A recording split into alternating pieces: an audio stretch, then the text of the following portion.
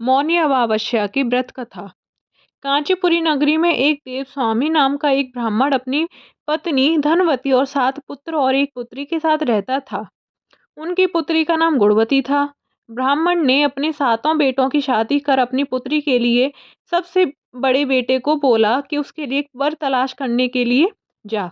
इसी दौरान किसी पंडित ने उनकी पुत्री की कुंडली देखी और उसके बारे में ऐसी बात बताई जिसे सुनकर सब चौंक गए।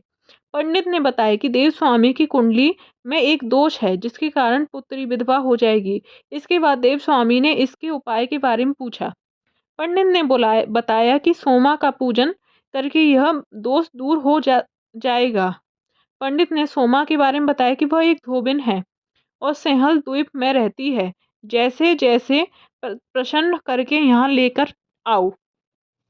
इसके बाद देवस्वामी का सबसे छोटा पुत्र अपनी बहन को साथ लेकर सिंहल द्वीप जाने के लिए सागर तट पर गया। दोनों सागर पार करने की चिंता कर एक पेड़ के नीचे बैठ गए। जिस पेड़ के नीचे वह बैठे थे उस पेड़ पर एक गिद्ध का घोंसला था और उसमें गिद्ध का परिवार रहता था। गिद्ध के बच्चे दोनों की बातें ध्यान से सुन रहे थे। जब शाम को घोंसले में उन बच्चों की माँ पहुंची तो उन्होंने भोजन नहीं किया। बच्चों ने माँ से कहा कि पहले नीचे बैठे उन 2 प्राणियों को तो भोजन कराओ और उनकी समस्या का निवारण करो।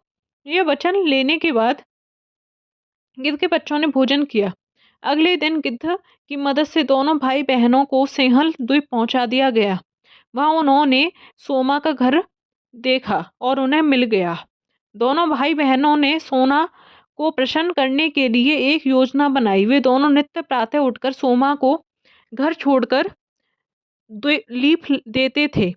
इससे हैरान होकर एक दिन सोमा ने अपनी बहुओं से पूछा कि घर कौन बहुरता है और लीपापोती करता है। सोमा की झूठी प्रशंसा पाने के लिए उनकी बहनों ने कहा कि हमारे अलावा यहाँ काम कौन करता है, लेकिन सोमा को इस बात का भरोसा नहीं हुआ क्योंकि उनकी बहुएं बहुत झूठ बोलती थीं। सोमा ने सुबह जल्दी उठकर देवस्वामी के भाई बहनों को लीपापोती करते हुए पकड़ लिया।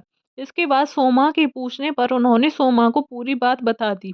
सोमा उनकी श्रम साधना प्रसन्न हो गई और घर उचित समय पर उनके घर पहुंचने का वादा किया। मगर भाई ने अधिक आग्रह पर सोमा उनके साथ चल दी। घर से चलते समय सोमा ने अपनी बहुओं से कहा कि मेरी अनुपस्थिति में किसी का देहांत हो जाए तो उसका शरीर नष्ट मत करना और मेरा इंतजार करना। यह समझाने के बाद सोमा कांचीपुरी आ गई। दूसरे दिन गुणवती का विवाह का कार्यक्रम तय हो गया।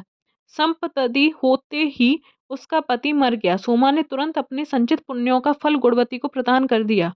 इसके बाद गुणवती ने भगवान विष्णु की पूजा कर पीपल के पेड़ की 108 परिक्रमा की, जिसके बाद गुणवती का पति जीवित हो गया। सोमा उन्हें सौभाग्यवती का आशीर्वाद देकर अपने घर लौट गई।